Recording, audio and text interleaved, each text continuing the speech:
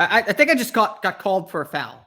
Not 100% sure. Not it's whatever. It's just one foul.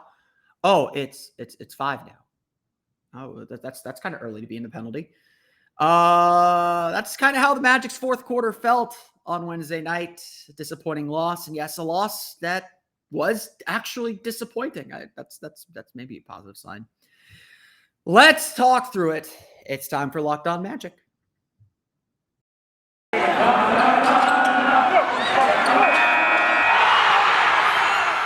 You are Locked On Magic, your daily Orlando Magic podcast, part of the Locked On Podcast Network, your team every day.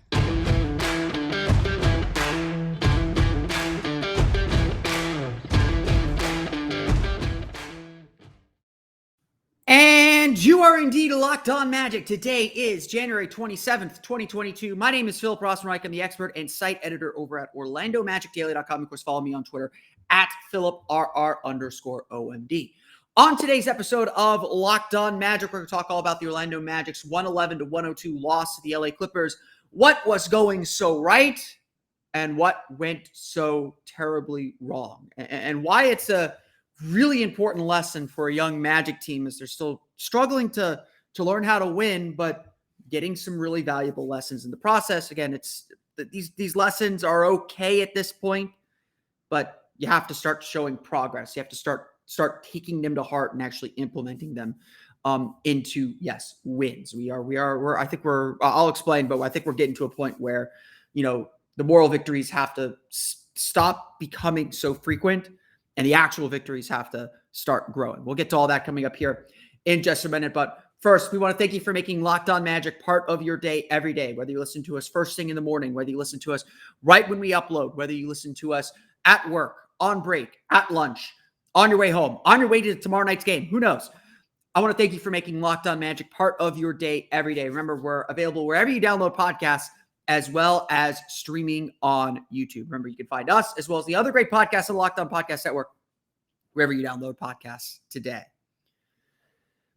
Through the first three quarters, what was the Orlando Magic's efforts against the LA Clippers perfect? No, not at all.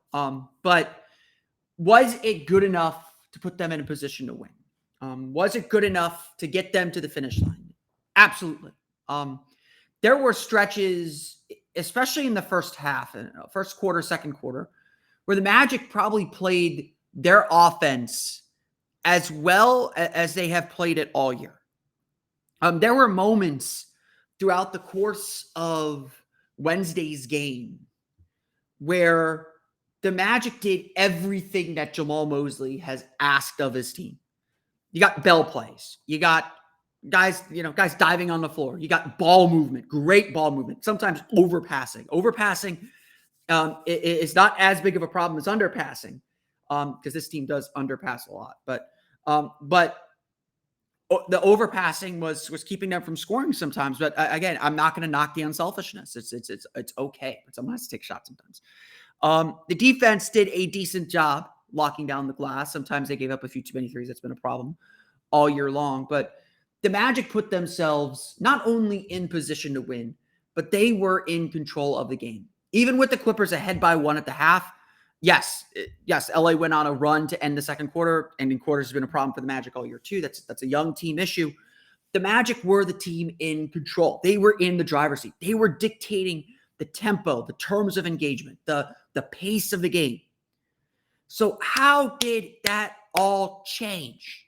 How did that all go wrong in the fourth quarter?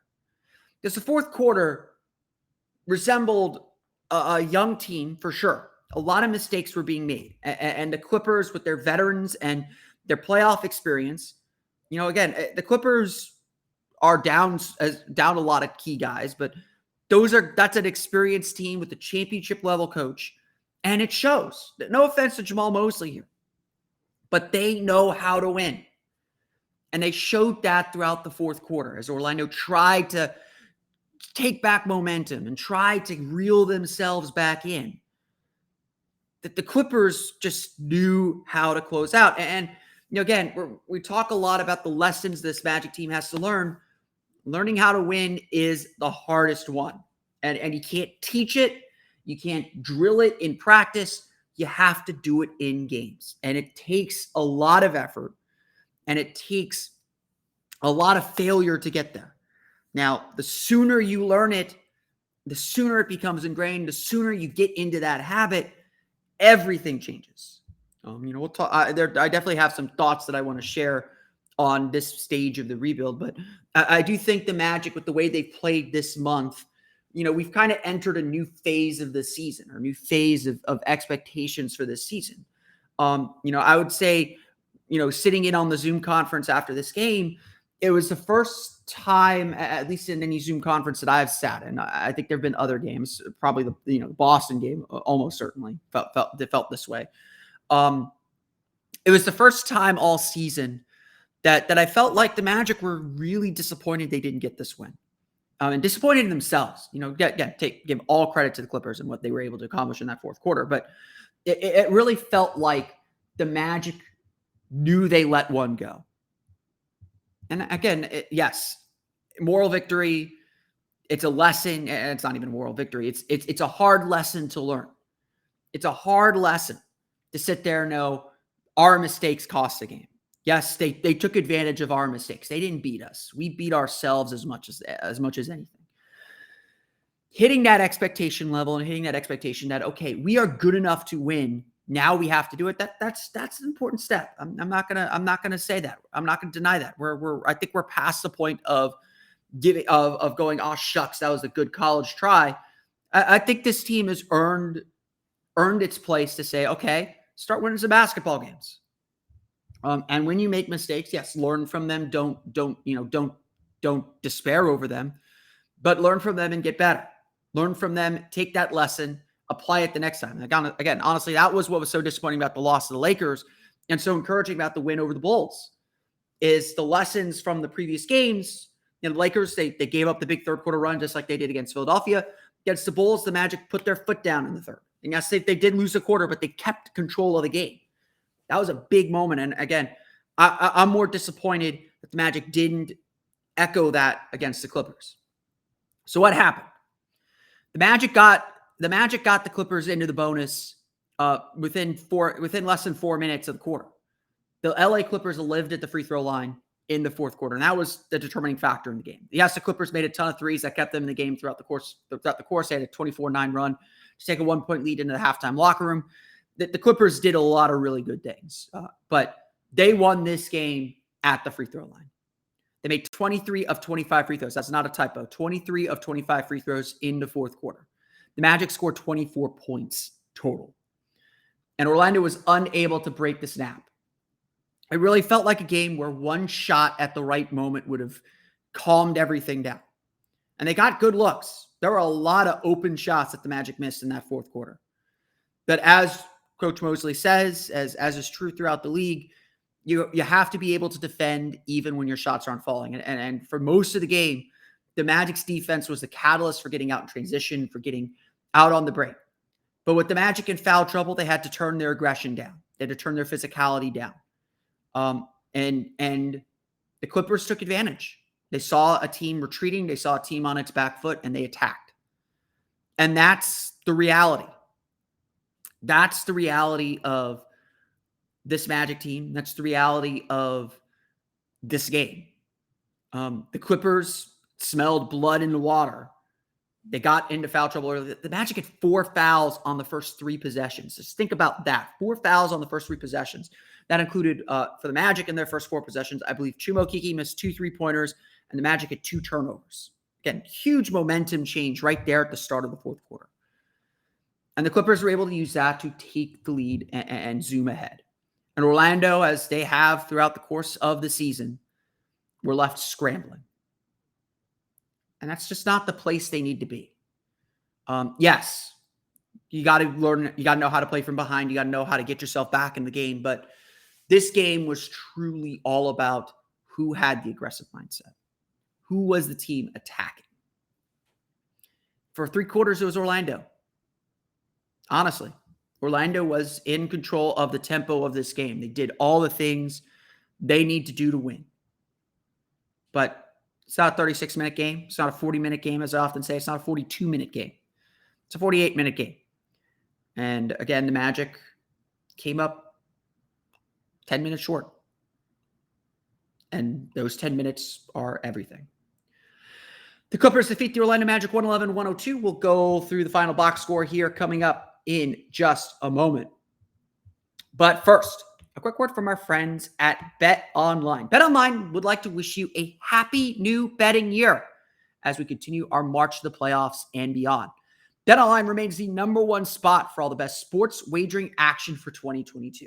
It's a new year and a new updated desktop and mobile website to sign up today and receive your 50% welcome bonus on your first deposit. Just use our promo code LOCKEDON to get started. From football, basketball, hockey, boxing, UFC, right to your favorite Vegas casino games. Don't wait to take advantage of all the amazing offers available for 2022. BetOnline is the fastest and easiest way to wager on all your favorite sports. BetOnline, where the game starts. Don't forget, everyone, we are officially 2 weeks away from the NBA trade deadline. February 10th at 3 p.m., everyone will have to put their pencils down and show their homework and turn their work in for the NBA trade deadline. And the Locked On Podcast Network has you covered. We will be doing a live NBA trade deadline show for across the network. So subscribe to the YouTube channel, the Locked On NBA YouTube channel, as well as all the other Locked On channels to get the full coverage of the NBA trade deadline. We did NBA trade deadline preview last week with Keith Smith. That was last Friday's episode. Keith Smith of Spotrac came on. We talked a little bit about what the possibilities are for the Orlando Magic. I plan on doing another trade deadline episode tomorrow. We'll talk about the trade exception, maybe a little bit about Terrence Ross and Gary Harrison, what their market's looking like, and what the Magic strategy will continue to be as we get closer and closer to the trade deadline. I'll also plan on doing a show with a guest as well. I am thinking of trying to get the 5 families together here. Do a little trade deadline recap as well in a couple weeks. So a lot to be planned, a lot to get excited about. The trade deadline, always an interesting time, and who knows what else will happen. So definitely check out the Locked On NBA trade deadline show. That will be live at 2 p.m. Subscribe to the Locked On NBA YouTube channel to get notifications when they go live and to check out what's going on around the league. But let's talk about this game, about the Orlando Magic's loss to the LA Clippers, a 111-102 loss to the LA Clippers. Look, there was plenty of good to see in this game. Honestly, like I think through 3 quarters, the Magic played as well and as not consistently, but they had as many bright bursts as we've seen. And honestly, if the Magic had won this game, even if it was by like 5 or 6 points, I would have said this was about as good of a win as the Magic have had. They withstood runs. Yes, they gave away some leads. Yes, they gave away some opportunities. But they stayed in control. And to me, that's such a big thing, is being able to stay in control and not have to play so many close games. Like the win against the Bulls the other night on Sunday, that might have been the best win of the season because it felt like a very wire-to-wire win. It felt like the Magic were in control. The Bulls cut a 20-point lead down to 7, but they never gave up the lead. They stayed with it. They stayed disciplined. We're starting to see that more and more. So, yes, I know the Magic are 9-40. I know their record is terrible right now. I get that argument from a lot of people. That I will continue to say it. I don't think this team is far away from being at I don't think this team's going to get to 500. I don't think they have the talent or the depth for it. But I do think that we're going to see this team turn a corner here. It almost feels like a rookie. Like we'll talk about Jalen Suggs here in a bit, but this team, I feel like, is really knocking on the door to some consistency, to a little bit more fluidity and a little bit more just understanding of what it's going to take to win. And again, a lot of this stuff is experience. The way the Clippers were able to burn the Magic after the rash of fouls early on, that was Reggie Jackson making plays. That was Terrence Mann, who's been in NBA playoff battles, making plays. Just a team that understands how to win. And again, this is not something you can teach. This is something that you have to go through, that you have to experience, that you have to kind of get under your belt. And the Magic are obviously still working to do that. lot of good performances in this one. A lot of encouraging stuff going on, though. Franz Wagner leads the team in scoring with 21 points, 9 for 12 shooting, 9 assists. I agree with some of the criticism that a lot of people have that he is not on the ball enough, that he is not getting shots enough. He only had 12 shots. He did lead the team in field goal attempts with 12. Very slow pace game this time around. So I do agree that there is something there that the Magic have to find a way to keep Franz involved. And honestly, like, Franz finds his shots, but the way to keep him involved is to keep the ball moving. The ball is going to find him. He is so good that when the offense is really working, the ball is going to find him. And so I do think that is important to remember. When the offense isn't working, yes, it tends to stick in Cole Anthony's hands. And that's not a knock on Cole. I'm not saying that to criticize Cole. I do think Cole is trying to do the right things. I think Cole is trying to initiate offense, is trying to get guys going. But especially when teams go to their switching defenses, when they really do a good job switching screens and they can't get in the paint, the Magic don't have the ISO guy or the players to take advantage of those switches to keep the ball moving. And I do think Cole tries a bit too hard to kind of force action sometimes. And that's when the Magic's offense gets really, really stuck. Again, I thought Cole Anthony had a really good game. I'm not here to take away from Cole Anthony. 19 points, 5 for 11 shooting, 2 for 5 from deep, 7 for 7 from the line, 6 rebounds, 11 assists. He did really good things. So again, not here to take away from Cole Anthony, not here to say that Cole Anthony had a bad game. This was one of his better games in a while. He's been going through a little bit of a shooting slump lately. I asked him about it after the game. He said, he talks with Mosley, he talks with the coaches. They're all still encouraging him to keep going, to keep trying to find ways to impact the game. He is doing that. His defense it's not great, but it's gotten better. Right now, honestly, I don't even look at the scoring or the shooting with Anthony. The Magic need him to score, need him to shoot to win, because he loosens that defense. He gets them out of those switching schemes. So Anthony's role is still really, really important, and maybe a little bit inflated in that sense, just because he is a natural scorer. So his first instinct when there is trouble is to try and set up his own shot, which is not a bad thing. The Magic do need guys like that. But Cole Anthony, I start to look at his assist total. So seeing him with 11 assists to me is a really, really good sign. Magic had 29 assists on 38 field goals. So again, Magic did good things in this game. The ball really moved well. I really do look at Cole Anthony's assists a lot more than his scoring at this point. So when he has these 11 assist games, I do think that he is playing better and doing really, really good things. Jalen Suggs had a really nice game. 14 points, 6 for 10 shooting, 2 for 4 from deep, 4 rebounds, 3 assists for him. Did have 3 turnovers. Turnovers are still a little bit of a problem for the rookie, but if that's the only problem he has right now, that's okay. Suggs is figuring it out. And honestly, like Franz Wagner, don't think the Magic got the ball to Suggs enough in the fourth quarter. Suggs is slowly proving that he can get to the basket when he wants. He is a lot more patient when he gets to the rim. He is a lot more aggressive attacking the basket. He did not have any free throws in this game. Probably deserved a few. He got knocked. He gets knocked around a little bit. But the threat of his drive is opening up his jumper. And right now, Suggs is playing as well as he has played all season long. He is. I think he is turning a corner. I think he is getting significantly better. I think that a breakthrough game, like a 25-point game or some big game like that, is on the horizon. I thought this was honestly certainly one of his better games. I thought this was shaping up to be his best game of the season. But again, I think one of the struggles the Magic have right now is they don't keep the hot hand involved, or they don't have everyone involved at all times or at key moments. Again, I think that's a little bit of, they have a second-year point guard in Cole Anthony, whose biggest struggle right now is learning how to manage games, learning when to attack himself, when to get others involved, how to keep others involved. I do think a big issue with the Magic's offense right now is key guys disappear. And Suggs was having a really good game, did a really good job getting out in transition. Again, really active. Franz Wagner the same way.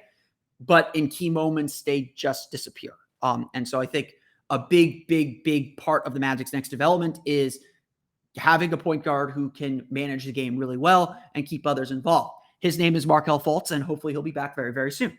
But again, no offense to Cole. I think this is an area where Cole has gotten significantly better over the course of the year. I think that he is continuing to improve there. He's going to continue to get better and understand how to manage games better.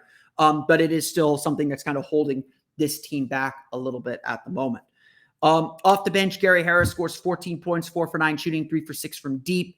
Orlando shoots 45.2% from the floor, 9 for 35 from beyond the arc. Chuma Okeke, 2 for 9, 0 for 6. He had a bunch of big three-point misses in the fourth quarter. If Chuma Okeke hits one of those open threes in the fourth quarter, we're talking about a very different game. I do think the margin in this game was that narrow. Orlando, though, shoots only 9 for 35 from deep, 17 for 22 from the foul line. So Orlando did a decent job getting to the foul line. Fourth quarter, they could not get to the foul line. That was a big factor in the game. Of course, the Clippers make 23 of 25 free throws in the fourth quarter alone. They only had 2 free throws to that point. So the fact that everything flipped and the Magic were suddenly fouling a ton completely changed the tenor of this game. This could have been a freak accident. This, again, a young team making some mistakes, a veteran team smelling blood and going for it, and the Magic unable to stop that run. We'll get to that coming up here in a moment. The Clippers are led in scoring by Amir Coffey with 19 points, 5 for 12 shooting. Again, thought the Magic did a good job on him. He was 6 for 6 from the foul line. A lot of that coming, obviously, in the fourth quarter. Luke Kennard, 17 points, 6 for 9, shooting 2 for 3 from deep. He had 17 points in the game. Eric Bledsoe with 13 off the bench. Terrence Mann, 14. Nicholas Batum, 12, all on three-pointers. Most of that coming in the first half. The Clippers shoot just 44.4% from the floor. Orlando does a good job defensively there. But 15 of 29 from deep. That helped them stay in the game in the first half. 24-9 run to close the first half. And 24 for 27 from the foul line. Like I said, the Clippers with 23 of 25 free throws. Shoot 23 for 25 shooting from the foul line in the fourth quarter. The LA Clippers defeat the Orlando Magic 111-102. Magic will be back in action Friday against Detroit Pistons. The big lesson from this game is all about aggression. P-E-A-G-G-R-E-S-S-I-V-E. Now that I've done my pause for the podcast, the way NBA games go, the way that we see these games develop and move and flow, it's you can really tell who's in control. There's usually a team that's kind of driving the thing, and you know, among the many different definitions there are for pace, it's probably the right adjective or the right noun to describe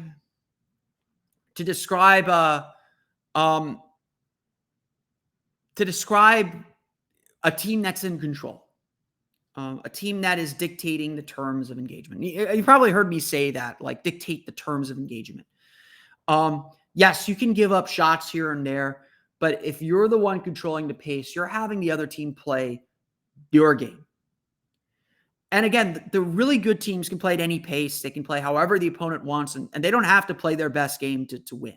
Again, the Magic right now are dealing with such razor-thin margins of error. Like I said, the Magic lost by 9. They trailed by 17 at one point in the fourth quarter. The Magic were close in this one, like really close. Again, if they don't get into foul, like everyone after the game, you know, we talked to Cole, we talked to Franz. Both of them said after the game, if we don't get into foul trouble early in the fourth quarter, this game is completely different. And I have to agree with them. That changed the game. Being in foul trouble completely changed the mood, the temperature, the tenor, the pace of this game. Orlando was playing great defense. They were physical. They were getting stops. They were getting steals. And yes, they gave up a few too many threes, but they were the ones dictating the tempo.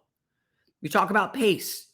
They were the ones playing at the pace they wanted. They were the ones that were comfortable. When I talk about a team that's in control, they're the ones comfortable. They're making the Clippers chase them, making the Clippers make big runs or have to kind of find momentum or steal momentum away to get back in the game. The Magic for most of the season have been chasing leads. They've fallen behind. They've struggled to get back, and they're just climbing, trying to get up the hill. It's hard to do that in this league. Old Steve Clifford maxim, the first quarter is the most important quarter. Win the first quarter. It's easier to play from ahead than behind in this league. No team has played from behind more this season than the Orlando Magic. And so this team hasn't had that many opportunities to learn how to play with the lead. But this game, like I said, the Magic were as good as they have been all season long. Truly, they were as good as they have been. I was super encouraged by the way the Magic played on Wednesday night. And honestly, if they don't watch any tape from the fourth quarter and just watch those first 3 quarters, and Jamal Mosley says, "Look at this play. This is what we're talking about. Look at this play. This is what we're talking about." He will have plenty of video clips to say, "Hey, we can do this. We're doing the right things." Now, they should definitely watch the fourth quarter because they made mistakes and they got to correct those. But there are so many good things this team is doing. They just aren't doing it for 48 minutes. Again, that's like I know I've said this before on the pod. The college game's 40 minutes. The NBA game's 48 minutes. Those 8 minutes are where men are made. Again, no offense to the college kids. They're kids. The difference between the NBA and college game are those 8 minutes. And anyone who says that the NBA should go down to a 40-minute game like FIBA, like college, I am for a lot of rule changes. I'm for, normalizing a lot of rules. Honestly, to me, those 8 minutes are sacred. That's the difference. That's, again, it's like the Belmont Stakes. It's the test of a champion. To go 48 minutes, to go those extra 8 minutes, that's everything. I really do believe that. But what the Magic have to learn in this moment, what the Magic have to take from this game, something that's probably in their minds, probably something they understand, is an aggressive mindset. Yes, they crossed the line. They got too aggressive. They fouled. And honestly, the fouls they made in the early fourth quarter were not good fouls. They were lazy fouls. But fouling that much early put a hand behind their back, playing with one arm, because now they couldn't defend as aggressively, as assertively. They couldn't make those mistakes. They killed their margin of error early, and the Clippers took advantage of that again and again and again and again and again and again. Suddenly the Clippers were now the ones driving the bus. They were in control of the game, and Orlando couldn't find the momentum again. This game, this lesson is all about that aggressive mindset. It's all about being the one in control, being the one leading the way, pushing the team forward, making them better. And that's something this young Magic team especially is struggling with. Again, it's hard to play with the lead when you don't have the talent to do so. And again, the Magic are going to go through plenty more losses this season. This is not the last loss, not the last losing streak. This is a team that's that's got a little bit of a talent deficit right now, and they're still figuring out their way. And yeah, they need some depth. They need some guys back. They're the healthiest they've been in a while right now. And so I think we're going to see better results. I think we saw that certainly Sunday. I think we saw that a little bit on Wednesday night. Results are coming. Like I know I'm an optimist, but I do think I do think that there's going to be a nice little stretch here coming up soon, especially if Kel comes back sooner than later. But the Magic just didn't have the aggressive mindset, or couldn't find the way to get that back in that fourth quarter. This league, the margins in this league are not that great. Again, I saw the headline on The Athletic about the Cleveland Cavaliers saying the rebuild is over. This team is a force now. And you look at that Cavs team, you look at the Knicks last year, you can see how quickly rebuilds end, how quickly everything changes, how quickly everything turns. It could be the right coach sparking the right ideas in a veteran group like Steve Clifford did with the Magic. It could be a player taking a huge leap and everything just kind of falling into place and everyone falling into their roles. Again, I don't think we're at the danger point of this yet, but I do think one of the issues the Magic face right now is a lack of clearly defined roles, or players perhaps in the wrong roles that they should be playing. I think that is certainly, there's certainly a little bit of a lot of mouths to feed on this team right now. And a lot of guys that need to make sure that they're involved to take the steps that they need to take. And, that was a danger in the last rebuild. I think that remains a danger here. It's not at crisis level yet, but I do think it's something to keep an eye on, especially as the Magic continue to add more talented players to the roster. But for this Magic team right now, they have to find their tempo. They have to find their way to play. They have to find the way that makes them successful. And they have to play that way. They have to be aggressive. And we haven't seen that much this season. We haven't seen this team be that aggressive, be that team as much this season. But the Magic are clearly capable of doing it. They're clearly capable of dictating the tempo, of playing their pace, of finding their pace, and playing that way for long stretches, for longer stretches than they have all year. And if they do that, that's going to lead to wins. But they've got to do it more consistently. And again, I say it all the time. That's what the regular season's about. The regular season is about consistency. What can you do on your worst nights? What can you do consistently on your worst nights? And this Magic team obviously can't do much on their worst nights. They need to play well to win games. Their margin for error is that small.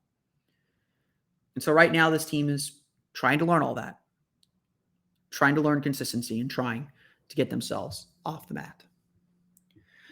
I want to thank you all again for listening to today's episode of Locked On Magic. You can always find us on Twitter at Locked On Magic. Subscribe to the podcast and Apple Podcasts, Stitcher, TuneIn, Himalaya, Google Play, Spotify, Odyssey, and all the fun places to download podcasts to your podcast-enabled listening device. You can find me on Twitter at PhilipRR_OMD.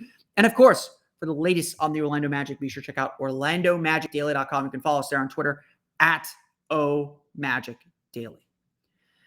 Now that you're done listening to us, be sure to check out the Locked On Bets podcast with your boy Q and Lee Sterling. They have all the information you need for your daily wagering. Remember, check it out today, the Locked On Bets podcast, wherever you download podcasts today. On tomorrow's episode of Locked On Magic, we will talk a little bit about the trade deadline, some of the strategies, some of the players maybe that the Magic should be targeting or maybe thinking about. We'll get to all that tomorrow on tomorrow's episode, as well as take a look at the Magic's upcoming game against the Detroit Pistons. Until then, for Orlando Magic Daily and Locked On Magic, this has been Philip Rossman-Reich. We'll see you all again next time for another episode of Locked On Magic.